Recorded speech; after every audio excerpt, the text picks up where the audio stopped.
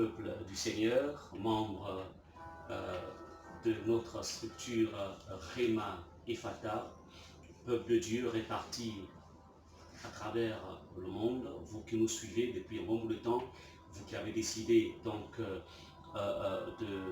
de vous connecter à nous, parce que tout simplement le Seigneur qui est le centre de tout programme ou le centre de tout ce que nous faisons, nous voulons vivement vous rendre un hommage mérité par rapport à la confiance que vous avez placée dans ce ministère Rema Ephata, et d'où le pasteur Muriel, mon épouse, et moi, le pasteur Ghislain, nous bénissons le Seigneur encore une fois pour cette confiance, mais surtout pour la foi que vous mettez en la personne de Jésus-Christ. Alors, comme il est de coutume depuis un bon bout de temps, tous les mercredis, nous nous retrouvons autour de la parole de Dieu afin d'être édifiés sur un thème bien précis. Alors aujourd'hui, nous avons donc comme thème du jour le processus de transformation chez le chrétien. Alors avant de rentrer dans le vif du sujet, je vous invite pour moi à la prière. Veillons incliner nos têtes, nous allons prier. Père Céleste, je viens dans le nom de Jésus, Seigneur, te recommander ces moments. C'est toi qui as dit par la bouche de ton serviteur, l'apôtre Paul, prêche la parole. Et Seigneur, ce matin encore, c'est ta parole qui va être prêchée. C'est autour de ta parole, Seigneur, que le message de ce jour va être libéré. C'est pourquoi, comme il est dit, que c'est poussé par le Saint-Esprit que les hommes ont parlé de ta part. Seigneur, je m'abandonne au Saint-Esprit afin que ce qui va sortir de ma bouche puisse être une source de vie pour chacun de tes enfants. À toi l'honneur et à toi la gloire pour ces moments. C'est dans le nom de Jésus, Seigneur, que je vais te prier. Amen.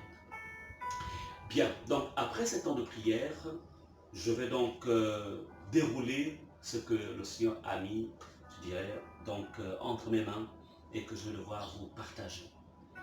Le processus de transformation chez le chrétien. Bien-aimés, lorsque nous donnons nos vies à Jésus, nous entrons dans la grande famille des enfants de Dieu.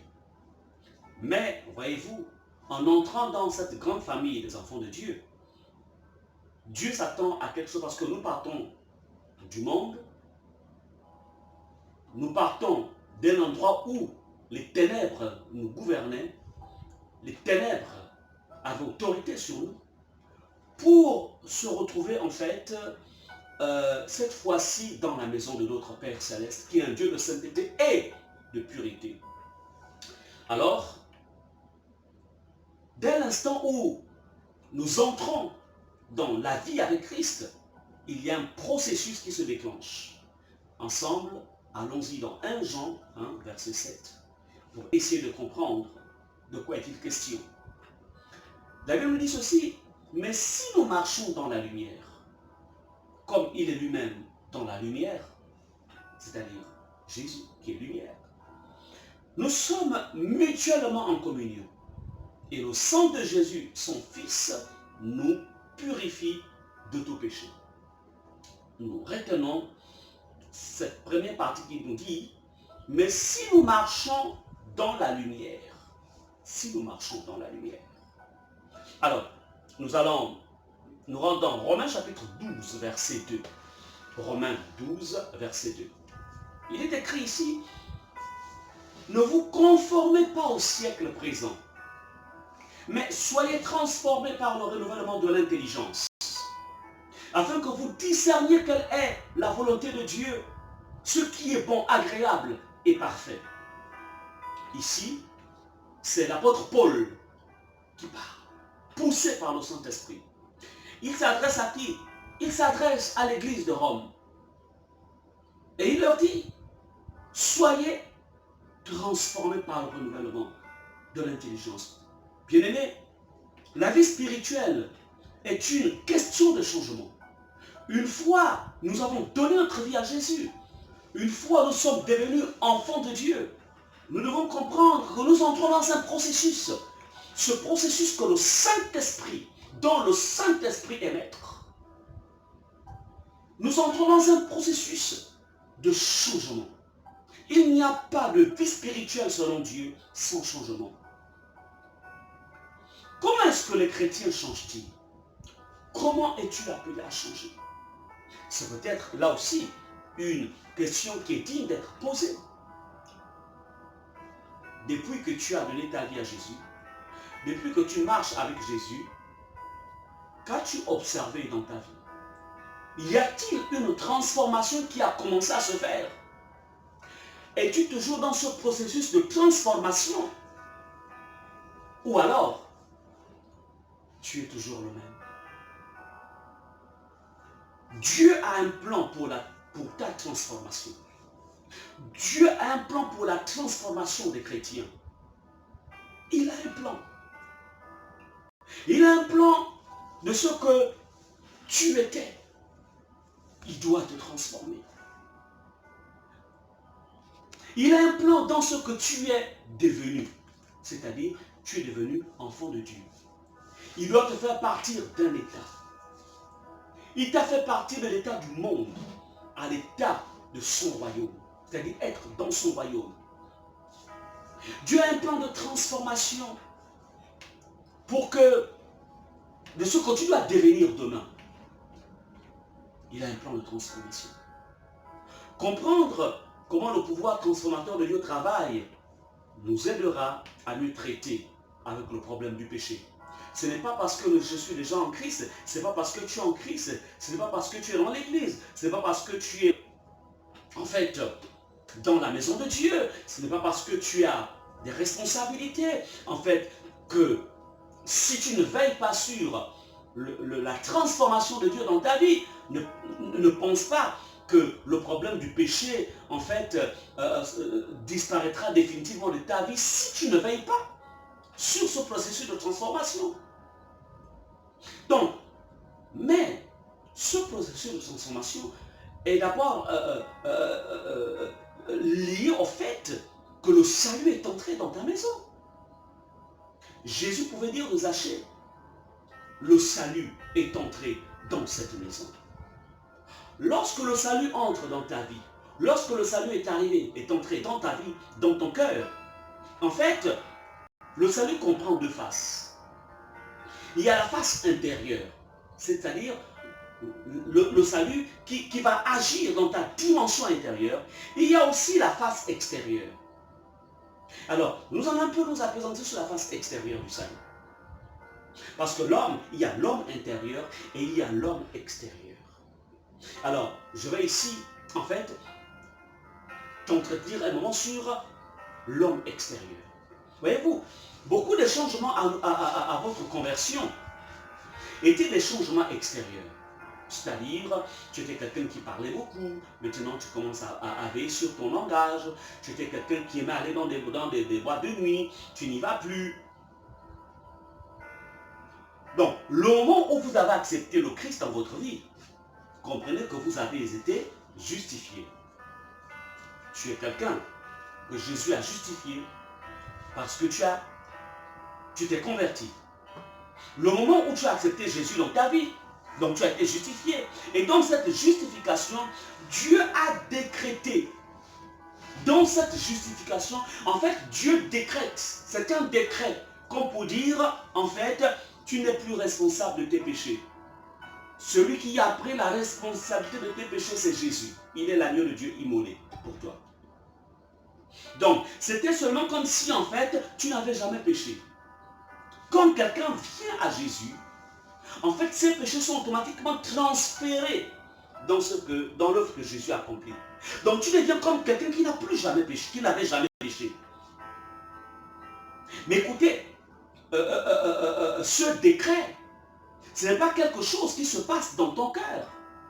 Non. C'est quelque chose, en fait, qui se passe en dehors de toi. C'est quelque chose qui se passe au niveau du trône de Dieu. En fait, c'est un acte, on va dire, juridique.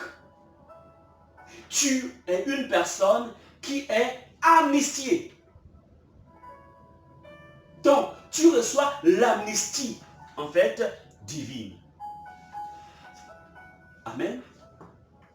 Alors, il y a donc ce que vous devez comprendre, c'est que le pardon, ce pardon, ce n'est pas un pardon qui se produit dans une personne, mais c'est un pardon qui vient du ciel.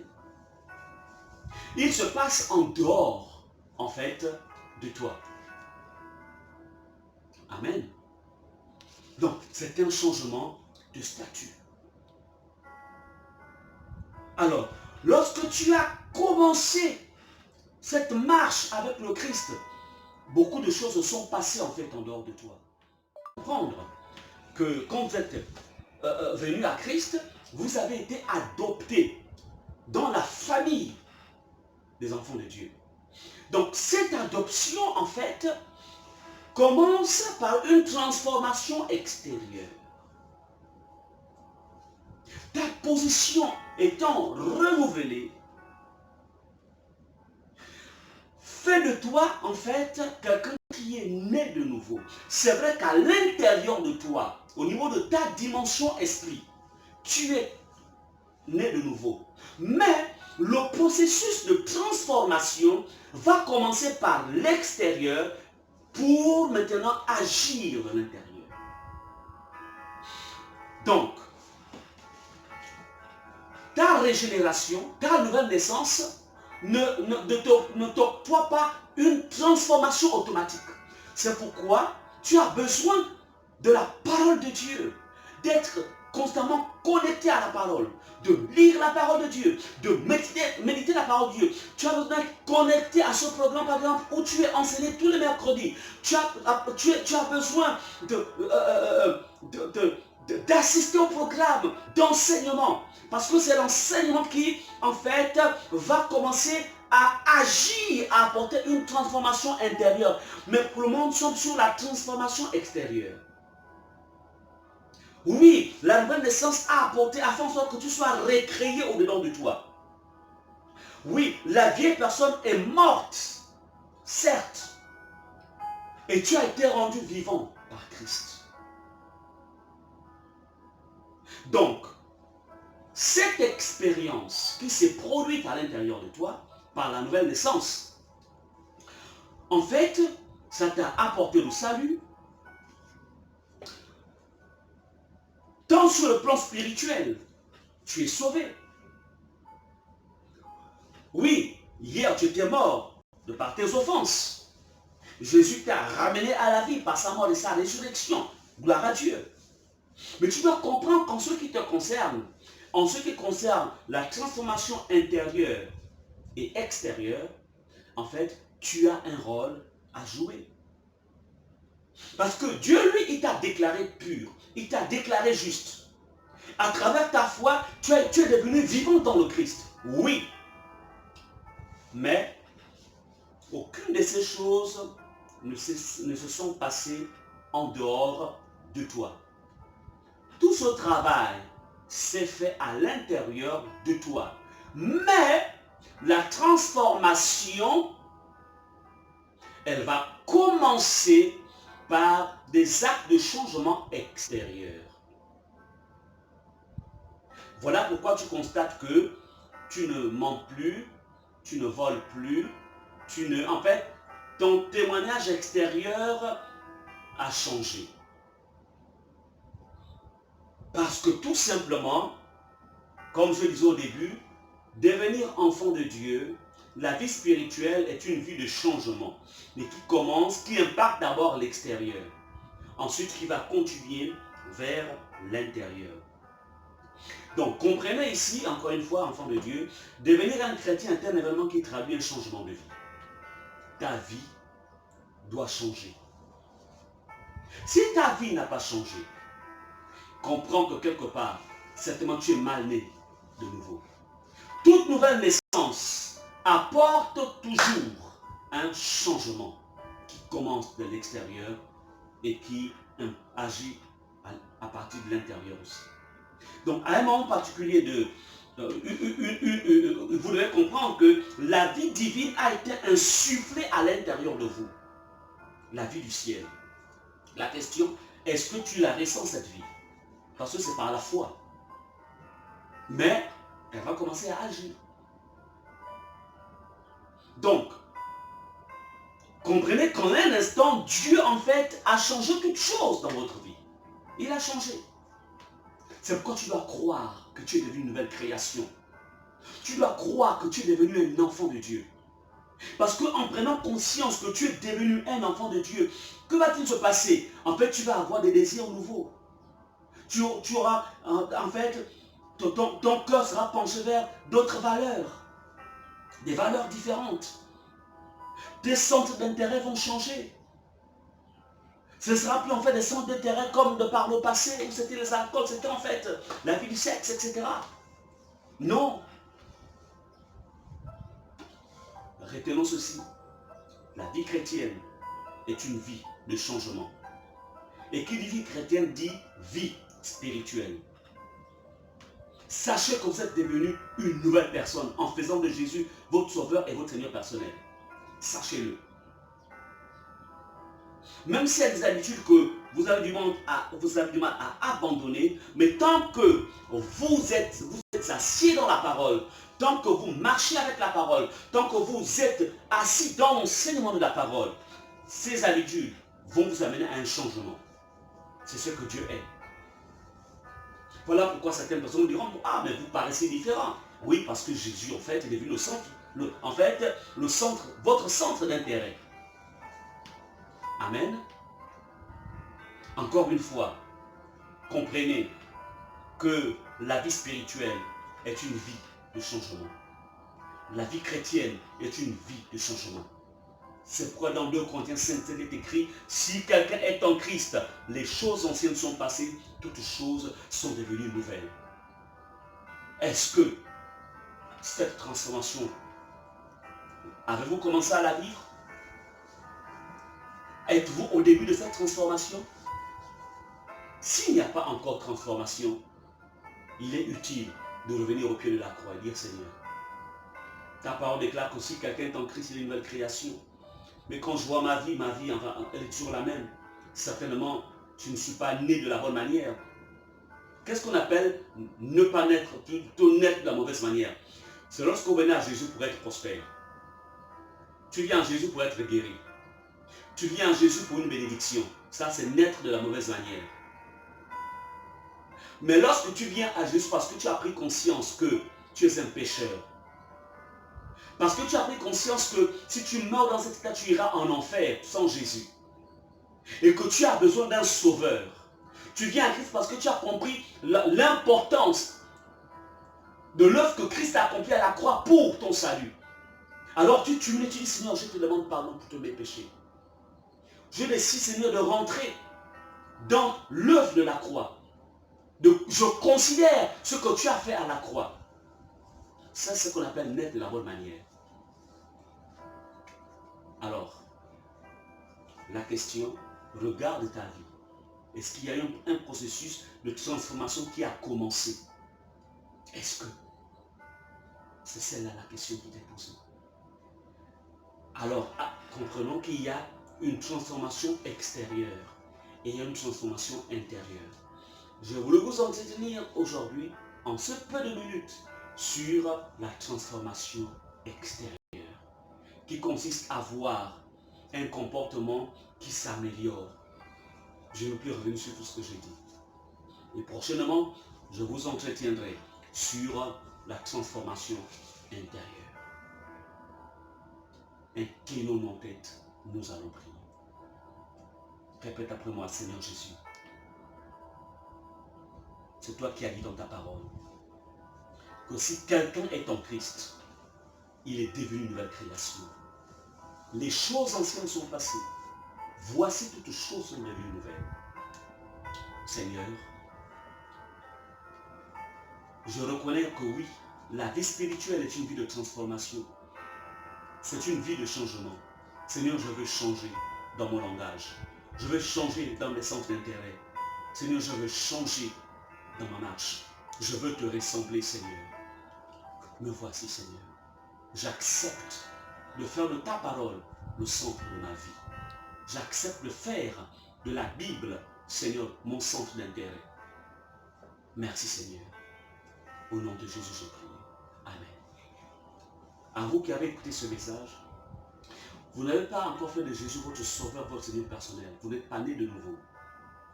Et que si vous mourriez en disant, vous savez que vous irez en enfer. Parce qu'il n'y a pas la conviction, en fait, du salut. Là encore, je vous invite à répéter cette prière en disant, Seigneur Jésus, je crois que tu es venu dans ce monde. Je crois que tu es mort sur la croix. Je crois que tu as porté mes péchés. Et je crois aussi que je sais que je suis pécheur. Je sais que si je meurs dans cet état, je suis perdu à jamais en enfer. C'est pourquoi je t'ouvre mon cœur et je t'accepte. J'accepte l'œuvre de ton sacrifice. Et je fais de toi, Seigneur, mon sauveur et mon Seigneur personnel. Je décide de tourner le dos au monde et de rentrer dans ta bergerie. Merci de me laver par ton sang. Et merci de me couvrir, Seigneur, de ton sang. À toi seul l'honneur et la gloire pour ton amour pour moi. C'est en ton nom, Seigneur Jésus, que j'ai prié. Et nous disons Amen. Amen. Vous avez accepté Jésus. Vous êtes devenu enfant de Dieu. Que Dieu vous bénisse et nous aurons l'occasion de nous retrouver donc dimanche prochain à partir de 10h45 pour notre culte habituel et mercredi prochain 18h puis pour nos séances d'enseignement. Que Dieu vous bénisse.